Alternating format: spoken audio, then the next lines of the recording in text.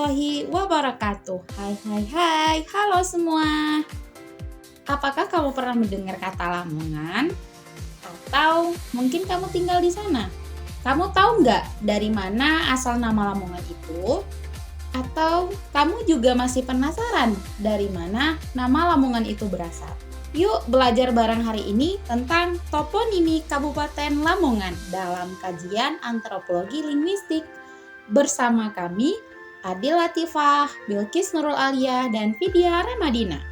Sebelumnya, kita perlu tahu dulu penamaan suatu tempat merupakan bentuk keterikatan antara bahasa, budaya, dan pikiran masyarakat yang bersangkutan. Keterikatan ketiganya merupakan konsep mendasar dan teori relativitas linguistik yang perumusannya didasari oleh hipotesis Sapir-Whorf. Pada fokus penelitian kali ini adalah proses penamaan kota Lamongan dengan menemukan pola pemberian nama yang merefleksikan nilai dan keyakinan yang direfleksikan pada nama tempat tersebut.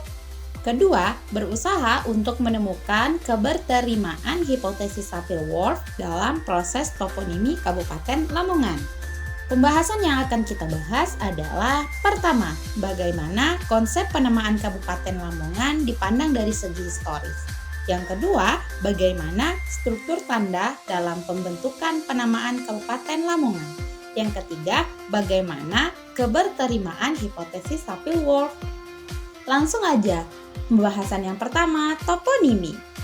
Toponimi merupakan penamaan unsur-unsur geografis yang dapat berupa nama pulau, sungai, bukit, kota, gunung, dan desa. Sehingga toponimi tidak dapat lepas dari aspek kajian linguistik, antropologi, geografi, sejarah, dan kebudayaan.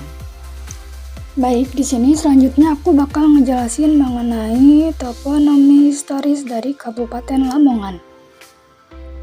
Pada tahun 1543 Masehi, Lamongan dikuasai oleh kerajaan Islam di bawah kepemimpinan Kasunanan Giri.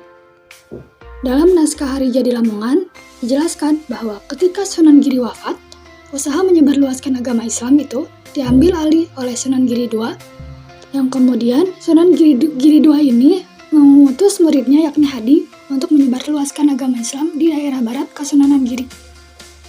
Berdasarkan studi literatur dan wawancara di artikel itu, ada dua pendapat mengenai asal-usul Lamongan.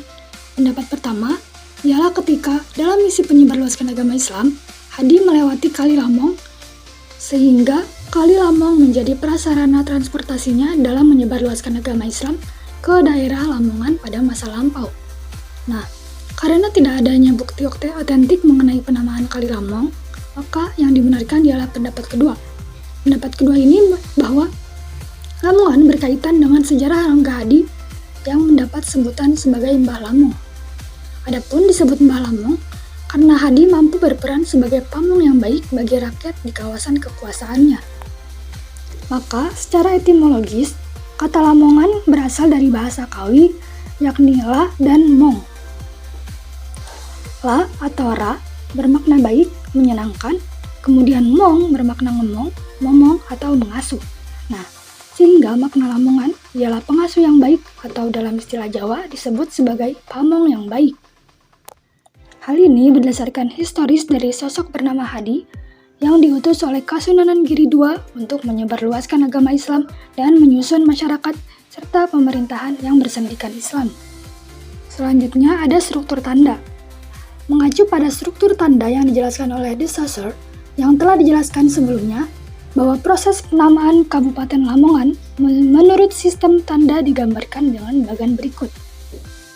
Dari bagan tersebut, dapat dijelaskan bahwa Lamongan merupakan sebuah sistem tanda atau sign, memiliki penanda atau signifier berupa bunyi Lamongan, dan petanda atau signified berupa suatu wilayah yang pada abad ke-16 terdapat di barat Kasunanan Giri dipimpin oleh Hadi, yang bergelar Rangga Hadi, Temenggung Surajaya, dan lebih dikenal dengan Mbah Lamong, dan yang kini wilayah yang terdapat di Provinsi Jawa Timur. Nah, kaitan antara penanda dengan petanda tidak dapat dipisahkan. Keduanya bergabung menjalin sebuah suatu konsep tanda yang utuh dan mengacu pada salah satu wilayah di Jawa Timur yang bernama Lamongan. Selanjutnya ada keberterimaan hipotesis Saffirworth.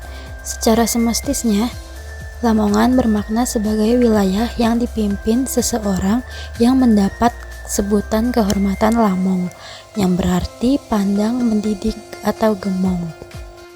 Nama Lamongan ini merupakan yang pertama, bentuk realisasi gejala bahasa yang kemunculannya dipengaruhi oleh pikiran masyarakat untuk mengapresiasi jasa Hadi dalam memimpin dan membimbing masyarakat. Yang kedua, bentuk penghormatan untuk mengenang perjuangan Hadi dalam membimbing masyarakat Lamongan.